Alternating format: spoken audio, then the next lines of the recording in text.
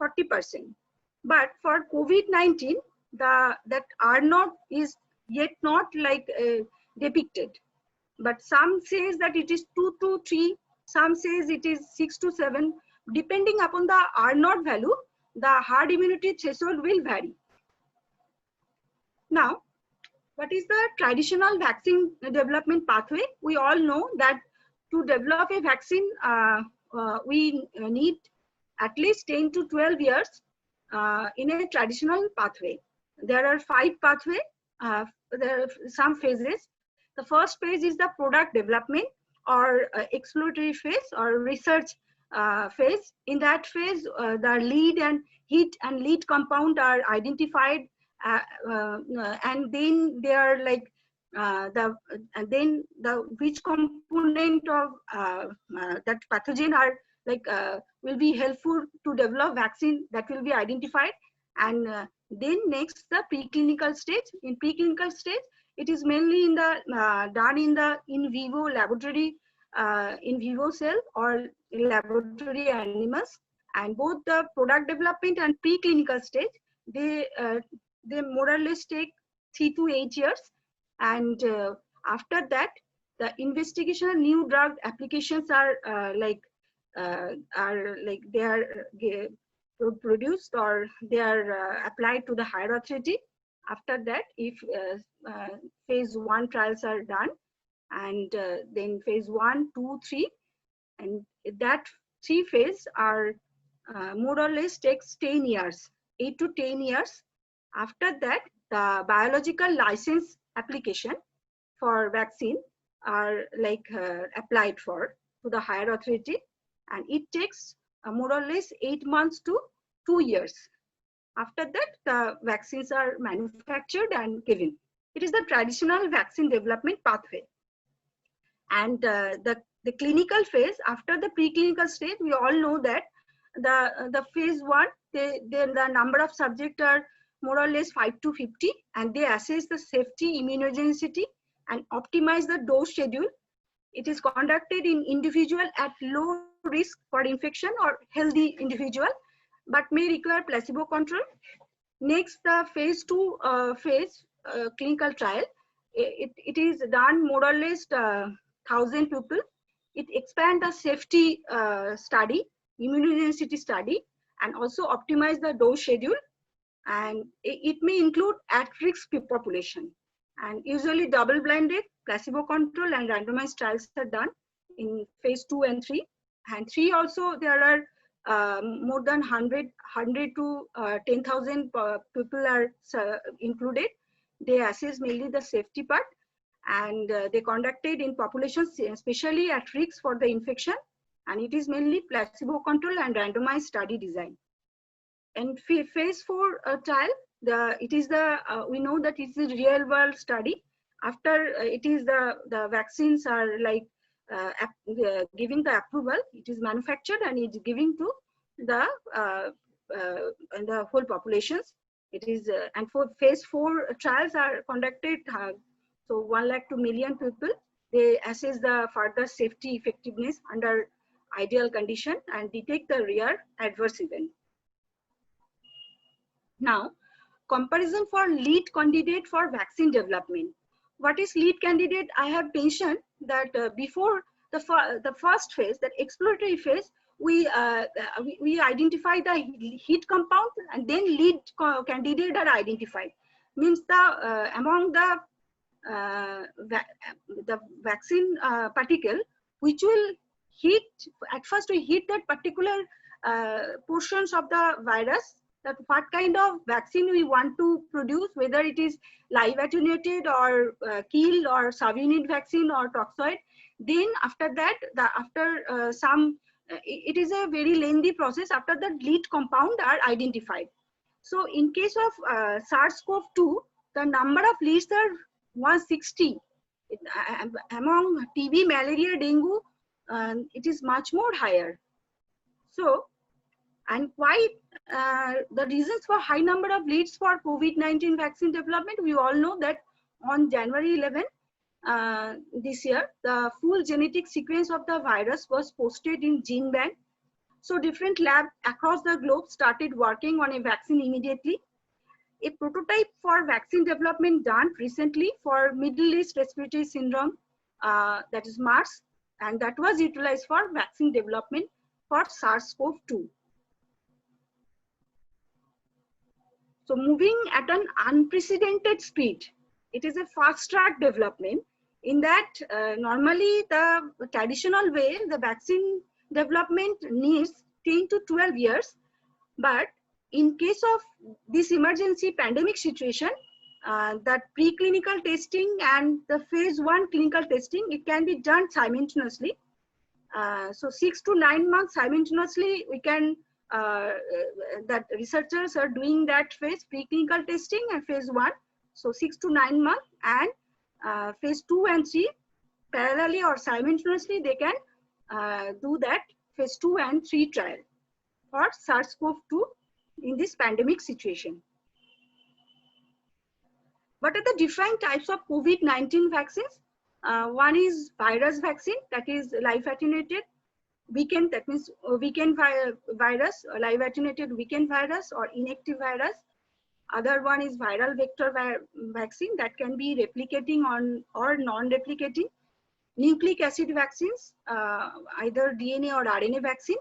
Protein-based vaccine, either protein subunit vaccine or virus-like particle vaccines, and other vaccines like with other agents are tried, like with polio, BCG, influenza, even measles. An array of SARS-CoV-2 vaccines, we have seen in this graph that in the right-hand side, that is a x-axis, the number of vaccine in development, and y-axis, the different type of vaccine.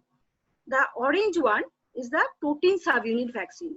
So protein subunit vaccines are much more. It is almost 28 or 29, that number. After that, the nucleic acid vaccine, that is sky blue, RNA, and also non-replicating viral vector vaccine. So, and other effort include testing whether existing vaccine against poliovirus or tuberculosis could fight against SARS-CoV-2 by eliciting a general immune response rather than specific adaptive immunity, or whether certain immune cell could be genetically modified to target the virus. So vaccine candidate for SARS-CoV-2, this is the same thing. The vaccine platforms are like this, the left-hand side, the virus attenuated, also inactivated viral vector, both replicating, non-replicating, also the protein-based RNA and DNA. And the number, right side, the number of different vaccine candidates are given.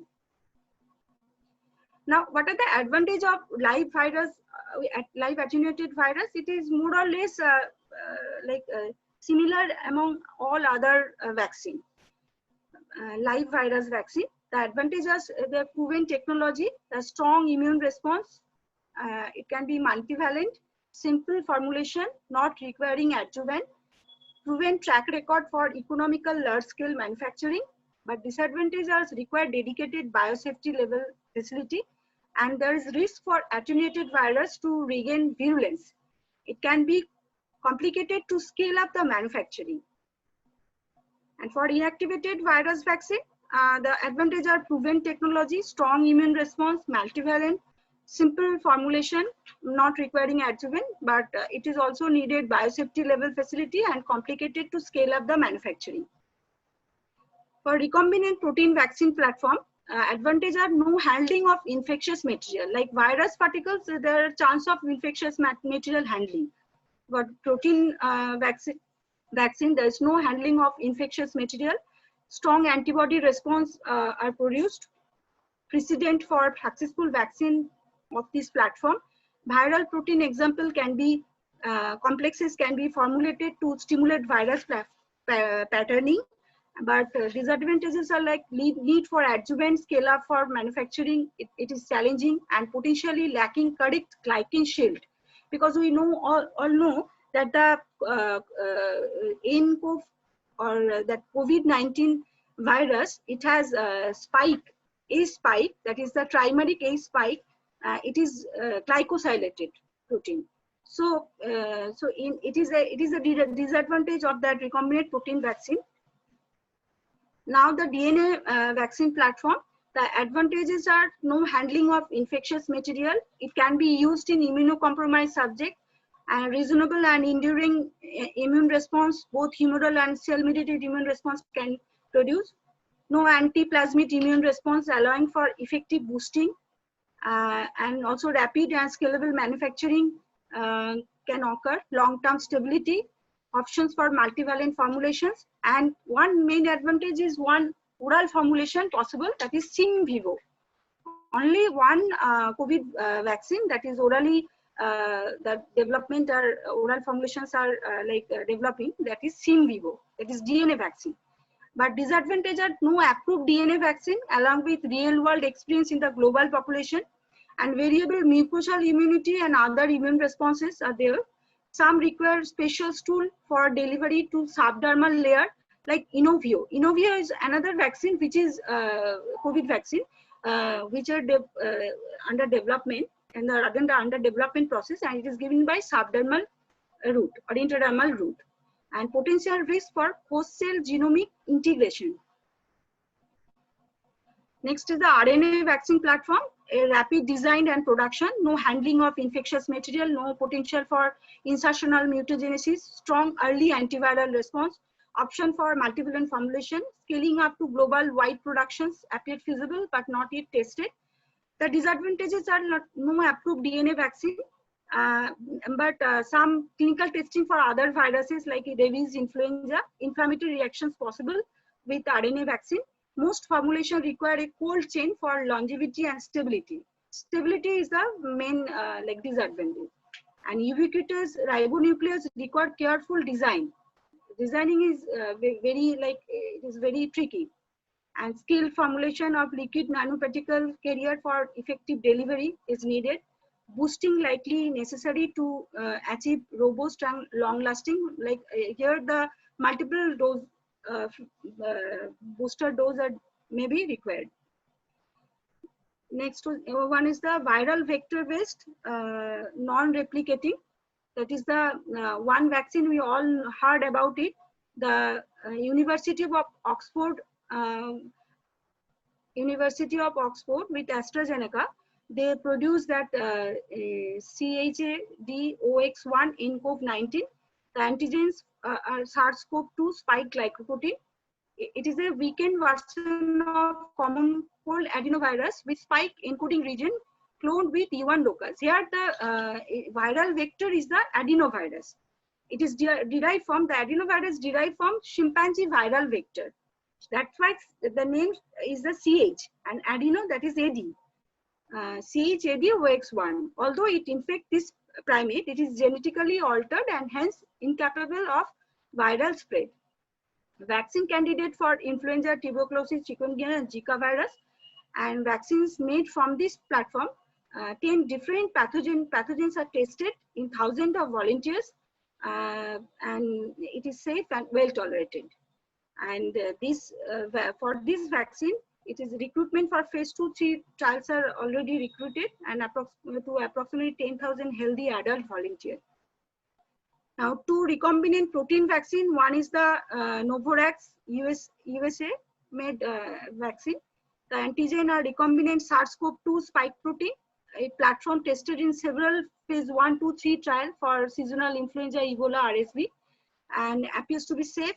And phase 1 results should be published. Fast design and relatively rapid production possible. I'm skipping the lead candidate. Next one is the 2 potential candidate for RNA vaccine. One is the Moderna. We all heard about it. It is a full-length prefusion stabilized SARS-CoV-2 spike glycoprotein. The antigen is that one, and it is fast design, manufacturing, robust immune response are produced. It is given by IM route by the interdeltoid muscle. Phase 2 clinical trial already begun. And another one is the BioNTech. That is the in the Germany with Pfizer that vaccines are developed. It is also fast track designations vaccine. And two potential candidate DNA vaccine are one, I have mentioned earlier that DNA plasmid encoding is delivered by that is Selectra electroporator intradermally, Inovio, that is intradermal route that vaccines are given. And another one is the Sim Vivo, that is DNA plasmid expressing trimeric S, that spike the antigen, and a hybrid transporter protein within Bifidobacterium longum. It is delivered to colonic epithelial cell to prime an immune response via colonic lymphoid tissue. It is the only oral COVID vaccine under development. Both are in the phase 1 clinical trial. Now, what are the vaccine trials? In the vaccine trial, we should know the immunogenicity trial, efficacy trial, effectiveness, and safety issues.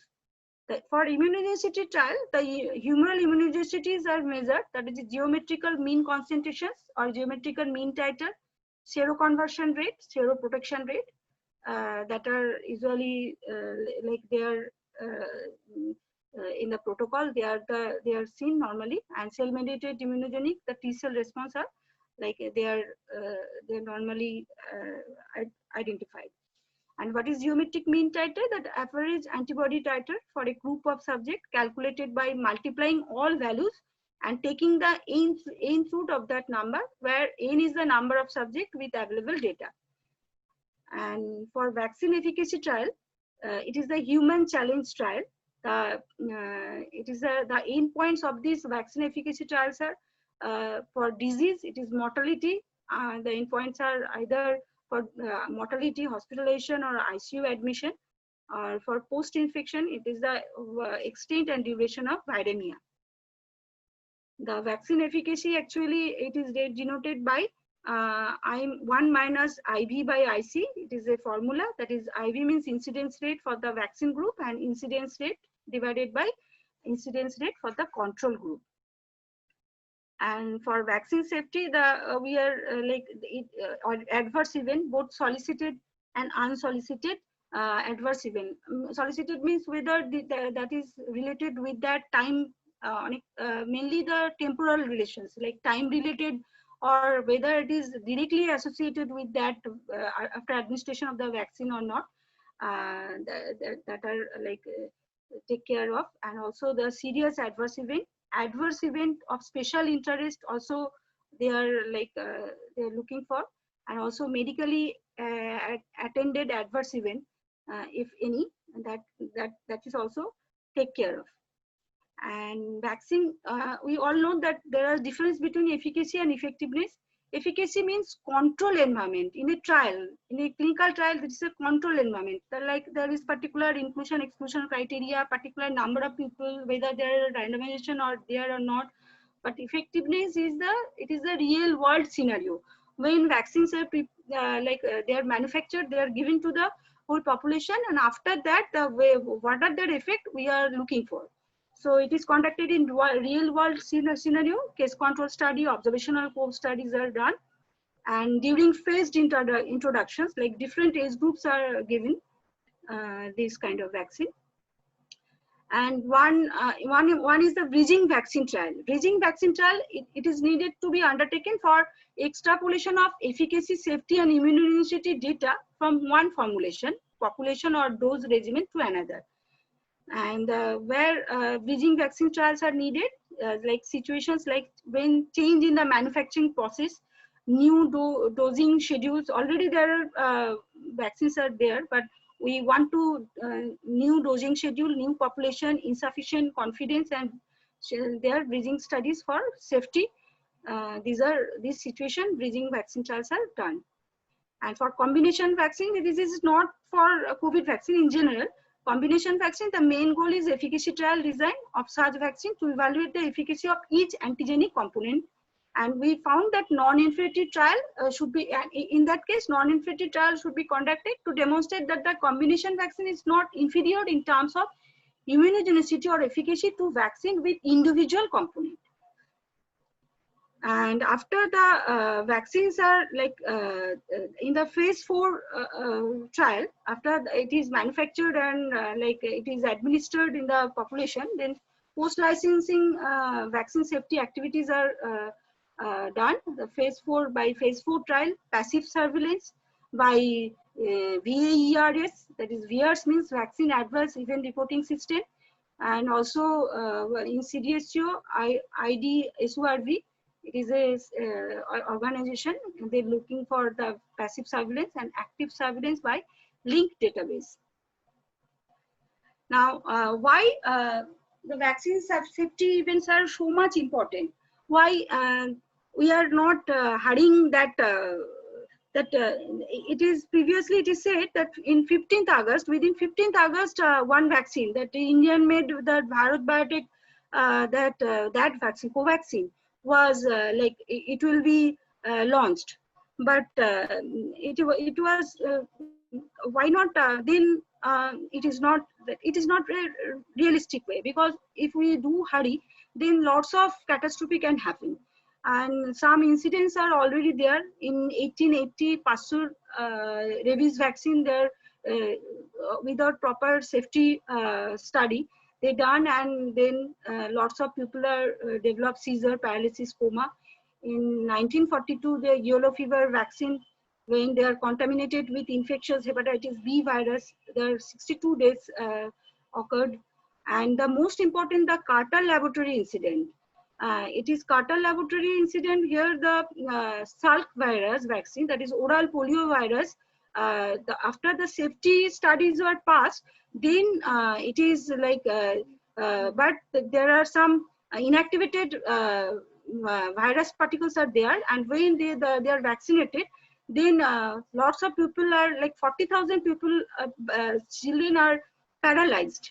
They got polio, and 135 are like paralyzed, more than 135 or 200 children, and 5 to 10 deaths occur. So we know that, so we should not hurry about that thing, like safety issue. We should not compromise with the safety issue. That's why it is not possible to do the vaccine, like it is not possible to very quickly developing the vaccine. At least 18 months, 1 year to 18 months are required. So what are the global status of vaccine development for COVID-19? So from draft landscape of COVID-19 candidate vaccine, according to 14 July 2020, that draft landscape, it was like published 2 monthly. Here they showed that 25 candidate vaccine in clinical evaluation. In the left hand extreme left, the platform, that whether it is inactivated or what type of vaccine is there, is this, it is depicted. Then the type of candidate vaccine. Next is with the developer or pharmaceutical company, their name. Then the coronavirus target and their current stage of clinical evolution. This is the whole draft. Next, one is COVID-19 vaccine tracker by WHO. It is the I have collected it from 30th July tracker. It shows almost like there are 40 such vaccines which are in development phase, and we can search from that site also. Now, vaccine under development in different countries. First in China. Chinese were the first to start work on vaccine for COVID. Recombinant viral vector-based vaccine developed by CanSino, a pharmaceutical company. It is currently in phase 3 trial in China and Canada. Also, Sinovac, a Beijing-based company, has developed an inactivated virus vaccine. Next, the vaccine under development in Germany. UK and Germany are 2 countries in Europe. They involved actively in vaccine research. Germany has invested billions on vaccine research for COVID. Pfizer and BioNTech have developed a mRNA vaccine, and this is presently in phase 2 to 3 trials. 2-3 trials simultaneously, parallelly that was going on. Now, individual vaccine under development for COVID-19. We have already mentioned that Oxford vaccine, that is it is a viral vector vaccine, that is genetic material of spike glycoprotein added to adenovirus. It is a viral vector vaccine by genetic engineering, and modified adenovirus attached to the receptor elicit an immune response. Phase 1-2 trial shown promising result. It is published in Lancet. It is currently in phase 2-3 trial in UK and Brazil. The Moderna vaccine, mRNA 1273, this is a nucleic acid vaccine. It is developed by Moderna Therapeutics in collaboration with National Institute of Allergy. Phase 3 trial started and to be conducted in 30,000 patients across 87 sites in US, and 2 doses administered 1 month apart. Patients check on first day, 30 and 57 day. Next, Covaxin. It is developed by Hyderabad-based company Bharat Biotech in collaboration with ICMR and National Institute of Virology, Pune. This is inactivated virus vaccine. Phase 1 and 2 trial conducted in 12 sites across India. The total duration of trial in protocol, it is mentioned that is 1 year and 3 months, but rigorous testing is required as it is an inactivated virus vaccine. Now, vaccine development status in India for COVID-19. One is Bharat Biotech, I have mentioned it, that Covaxin is a partnership with National Institute of Virology to develop an inactivated vaccine. It is in phase 1-2 trial with 1,100 healthy participants. And next one is the Zydus Cadila, that is ZyCoV-D. It is a plasmid DNA. The Bharat Biotech, the Covaxin was inactivated vaccine.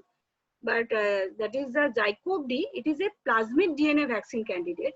It targeting the viral entry membrane protein, and it is launched an adaptive phase 1 or 2 dose escalation trial, and it plans to enroll 1,000 healthy volunteers.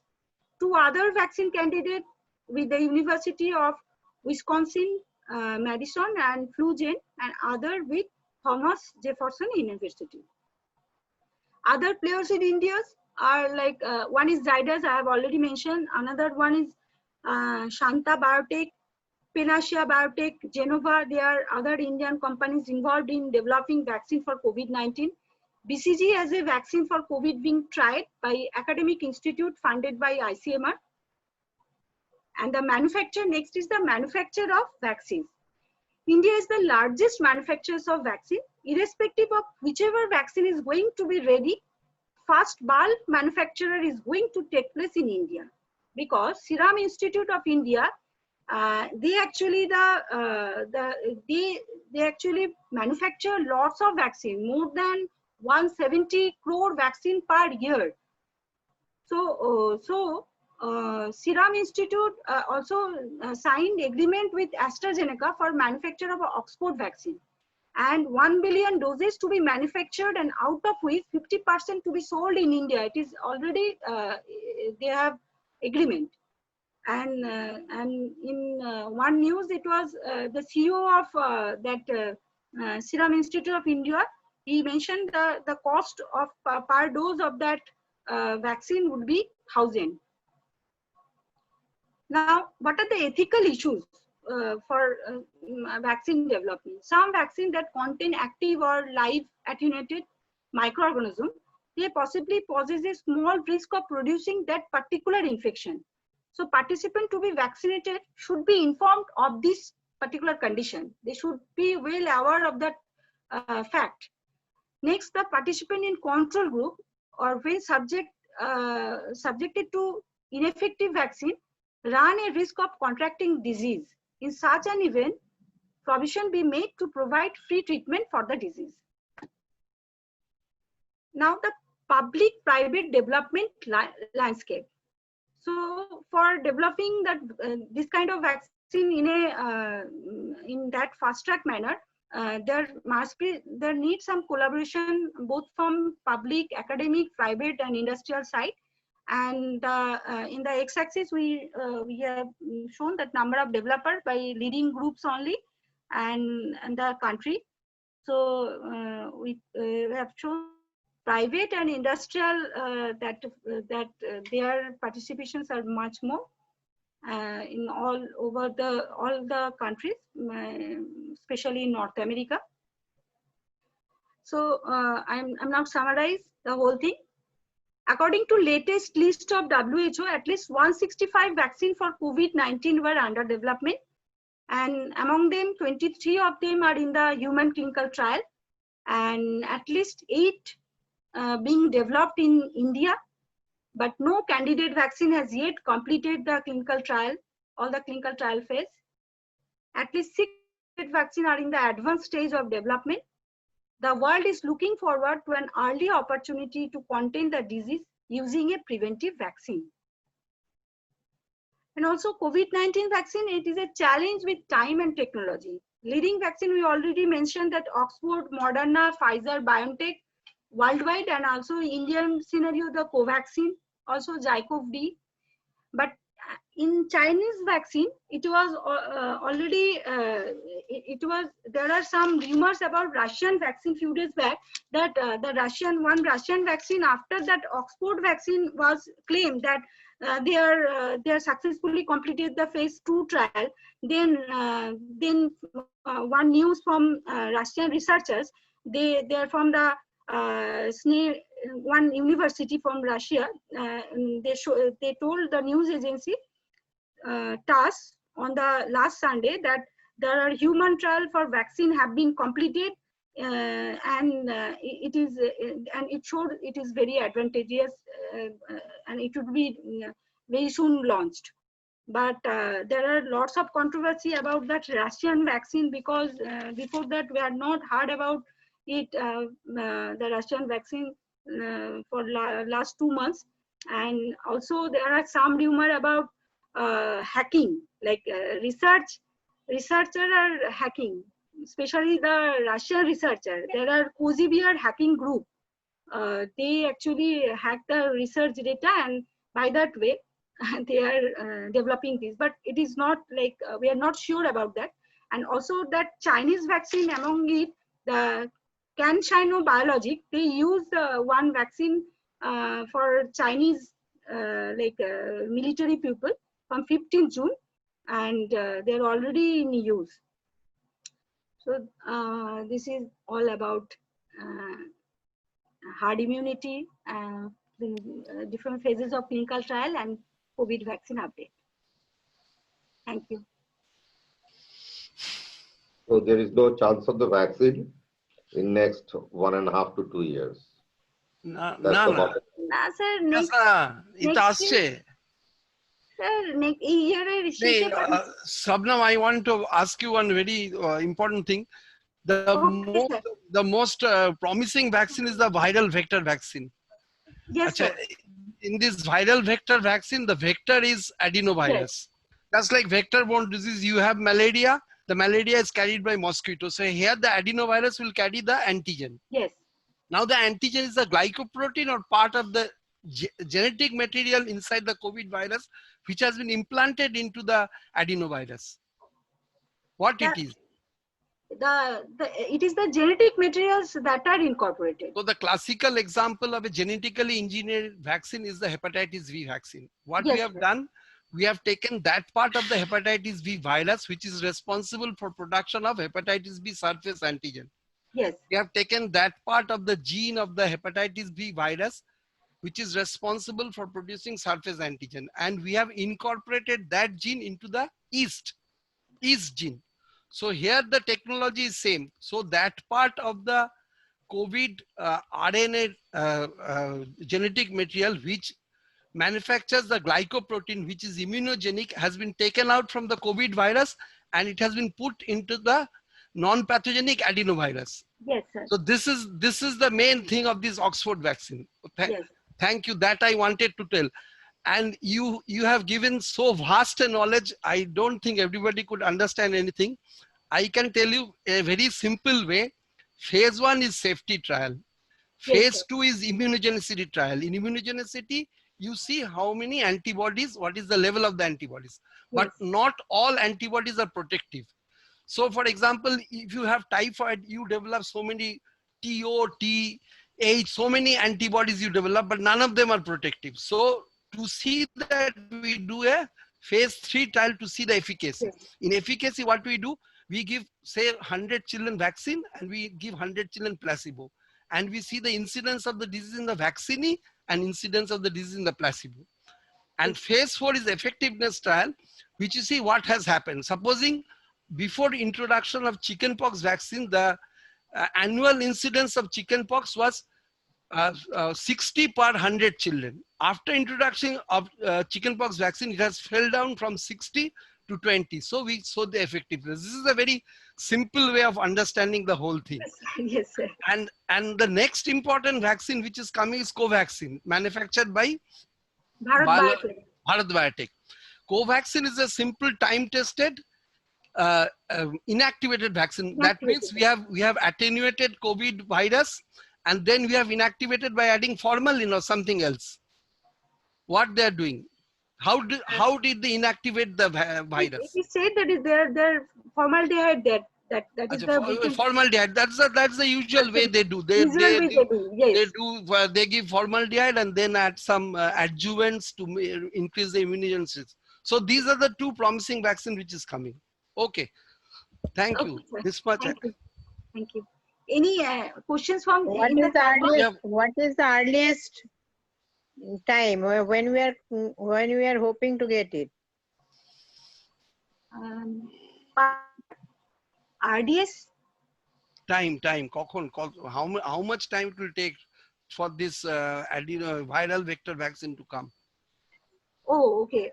Viral vector vaccine to come, it is, they said that the January, February 2021, like next year, the first few months, within first few months. Is it possible so early? Phase 2, phase 3 trial, it is conducting at the same time. It is simultaneously they are conducted the phase 2, 3 trials. So simultaneously or parallelly. So it is possible because it is possible. At least today's news, the vector-borne vaccine that is from the Oxford University, trial of third phase of trial from the imported vaccine, they will be started in AIIMS, PGI. Today's news it is. So already they got the first phase and second phase they have done in UK, but straight away directly third phase of trial will be started in India. Yes, they have got. Yes, in India also, because Serum Institute also, like, they are in partnership. Serum Institute of India, they are in partnership with Oxford. So that's why in India. Sabnam, stop. Vijay Chandigarh, AIIMS Jodhpur, they have the selected 7 institute. That is the today's news. Sabnam, and I think. Yes, sir. Stop sharing the screen. There are certain questions you answer. Okay. Yes. Sabnam, only one question. What about that some are saying that influenza vaccine will protect COVID? Is it correct? Influenza, MMR, BCG, I think. Influenza, BCG, but we are not supposed to give BCG in adults. Madam, there are lots of researchers are they are doing that kind of thing, like other vaccine, if they have any type of immunity, not that adaptive immunity they will give, like with measles, influenza, BCG, but no one are in the seems promising yet now. Okay. Madhi, the BCG who are using in these trials, that is the recombinant Can BCG. I comment on this? Shabnam, can I comment on this? Yes, sir. Joydeep sir. Yes, this is answering Maya Madam's question. Actually, the rubella virus and COVID, they share some common proteins. Similarly, the lineage of influenza virus and lineage of coronavirus, they also share some common genetic structure. So this is the basis why it is presumed that MMR vaccine or influenza vaccine might offer some protection. As far as influenza vaccine is concerned, there are some studies in some countries, including China. But these are all theoretical sort of and a corroborative. This is not a true protection. It only offers some non-specific T-cell stimulation. So we should not rely on be it influenza or BCG vaccine for protection against COVID. Now for children or for adults, Administering influenza vaccine is not a problem, that can be definitely administered, but with not a hope that it will prevent against COVID. Yes, sir. As for example, MMR vaccine, definitely the children who are supposed to get MMR, they can get MMR, but mumps component of MMR vaccine is very reactogenic in adults. Yes. So it is risky to give, and BCG is not at all recommended in adults. So considering all these scenarios, it is not a definitive protection against COVID, whereas hydroxychloroquine prophylaxis for healthcare workers may be continued. But as for vaccines, these are only some light, but it is not a definite conclusion. Thank you. Yes, sir. Yes, sir. The main vaccine still now in our hand is that is SMS. That is the sanitizations, social distancing, mask. These are all things. Hand washing. And other thing, the hydroxychloroquine prophylaxis. It is yes. There were in the middle last 1-2 months back, there are some controversy that it is not effective, but it seems like 85%.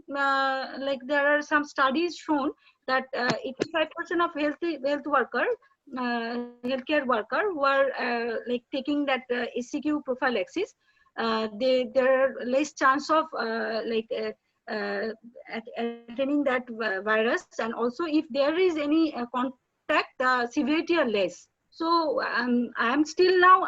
There is mention that 8 weeks prophylaxis is sufficient, but after 8 weeks also like I have finished 8 weeks. After that, 1 month after that, I have already like reintroduced that SCQ prophylaxis, and once weekly. I don't think that much like concentrations that will be harmful to our body.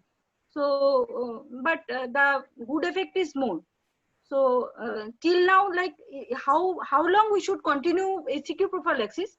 Though in ICMR guideline it is said that that 8 weeks, but few healthcare workers they're still continuing it, like 14 weeks, 15 weeks, some people. And I can say on comment on SCQ prophylaxis. Prophylaxis has maybe some role, but on the treatment, WHO already says that there is treatment no role. 8 weeks definitely will continue. After that, if you the second stage, if you continue, then monitoring has to be done. ECG, yes, all this thing, that is baseline the ECG, all main this thing. thing has to be done. That is the main thing. Otherwise, you can And continue. checkup and ECG. There may be a chance of prophylaxis, but there is no role for the treatment because the pH content of the receptor causes the block the entry of the virus. As in influenza, scientists are they are thinking COVID virus also is blocked by the hydroxychloroquine. So prophylaxis there may be some role, but in treatment there is no role. And during the time of the prophylaxis, if any adverse effect monitoring effect to come, then you have to stop. Otherwise, you can control with proper monitoring. Okay. Next question is kindly explain R naught. R naught actually that is the it is a statistical terminology. That means the how that I'm sharing my screen that will help you. আচ্ছা আমি এটা একটু দেখতো কোনখানে আছে it might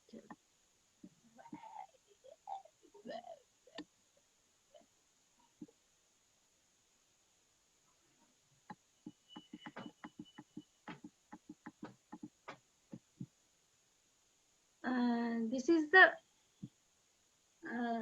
R naught is the basic reproductive number. It is the reproductive number. It is the average number an infectious person will infect with an agent in a completely susceptible population. In herd immunity, we have seen that the people who are immune, they are not getting the infections. Like that previous picture, I have trying to show that thing. That what happen if the more and more people are infected and get immune to that like infectious or agent, then they are immune to that infection. So if the R naught number, there was a calculation for R naught. I'm not going in details about R naught. If it is like I have to like read it more R naught, but from that R naught values of some disease, it is depicted that if the R naught values are less than 1 or more or less 1 or 2, then the herd immunity thresholds are less. So that means if the R naught values for COVID-19, if it is like 1.5, like pandemic flu, if it is 1.6, then the 40% herd immunity threshold. That means if the COVID-19 R naught value, if it is 1.6, then only like from the among the whole world population, if the 40% of whole world population are like immune to the COVID virus, then herd immunity will develop. But till now, the R naught value has not like yet developed. Researchers are not yet like, they are not in a that kind of thing, consensus opinion that R naught value is like this. Though one researcher from Nottingham University, from Britain, they said that the herd immunity threshold is 43%. That means it is more or less 1.5 or 1.8 to 2. But there is lots of controversy in this like R naught value. If the R naught value is less, then the herd immunity threshold will be low. That means, and it depends on the infectivity pattern and the spreading pattern, that chain. It depends on that, all these things. This I can say. This much I can say. Regarding R naught 1, I will clarify it simply. Okay, Suppose sir. R naught is 2. Yes. Then if one person is infected, he will infected the 2%. Then Yes. 2% will be infected. Each person can infected the 2%. If the R naught is 3, then one person can infect the 3%, and each 3% will be infected the more 3% each step. So if the R naught value is more, the infectivity rate is high. If the R naught value is less, the infectivity rate is less. When it will be happen, when the susceptible person will be less, already R naught value will be less. If it is a less than 1, then we have to think of, we are controlling the infection. So what Shabnam says, that it will reflect to some extent is the herd immunity, means the susceptible person will be less, so the infected will be less. So Yes. this is the mainly basis of R naught. When the R naught is high, the infective rate is high. When the R naught is low, then infective rate is low. Yes, sir. Check that. Thank you, Sabnam. Thank you, ma'am. Very elaborate lecture. Something I have understood. Majority I couldn't understood. I just guessed. Thank you very much. Thank you, ma'am. Thank you, sir. Good night. Now, anyone have any questions? There are more 2 questions in chat box. Please see. Okay, okay. Seems like the কোথায় chat box আছে? কোথায় আছে? আচ্ছা. One is how to create negative pressure in OPD. I don't know how to answer this. How to create a negative pressure in OPD. Next question, SCQs being given to autoimmune patient at a stage, and hardly found any serious related problem. So role of SCQ in prophylaxis of exposed household contacts. It is said that there are, previously it is said that only the healthcare worker who are exposed to the that contact, that infected person, they have role for coronavirus prophylaxis.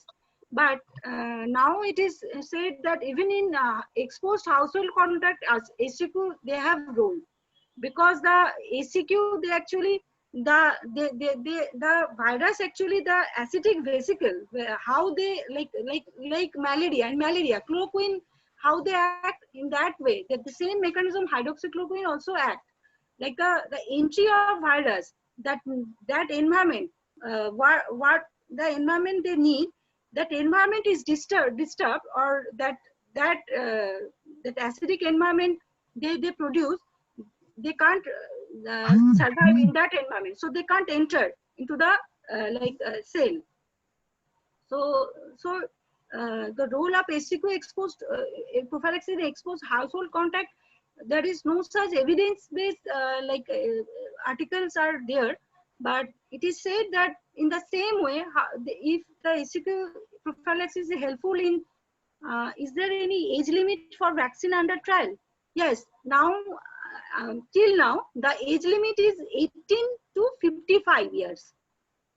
So in children, it is not a single vaccine has yet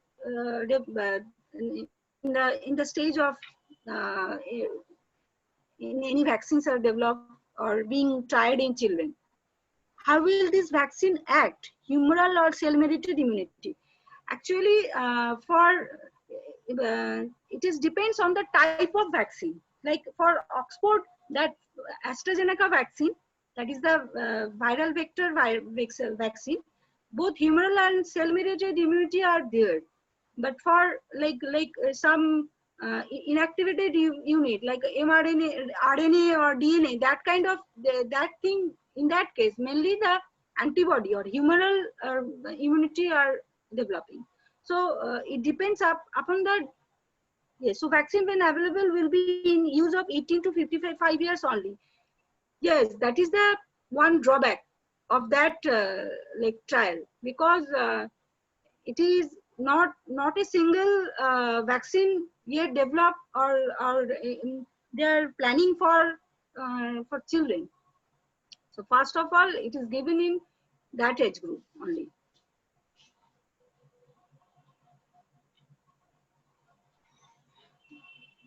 So it is a very big challenge. Not only this thing, other thing is also challenging. After the vaccines are produced, now, if it needs manufacturing. So for manufacturing, lots of resources are needed, and also for immunization. For immunization, lots of things should be they should be planned from now only.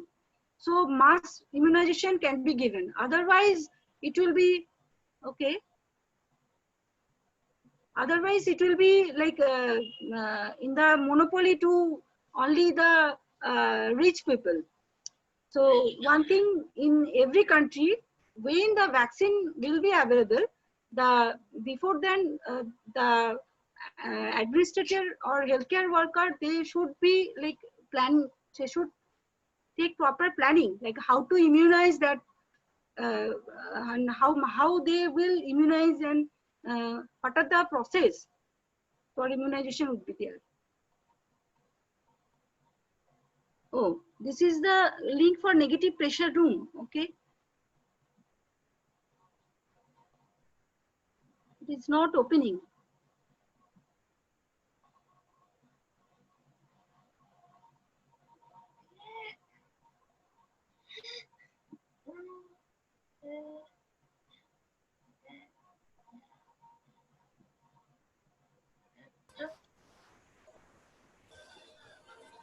Okay, Shabnam, should I close the meeting? Yes. Okay, thank you.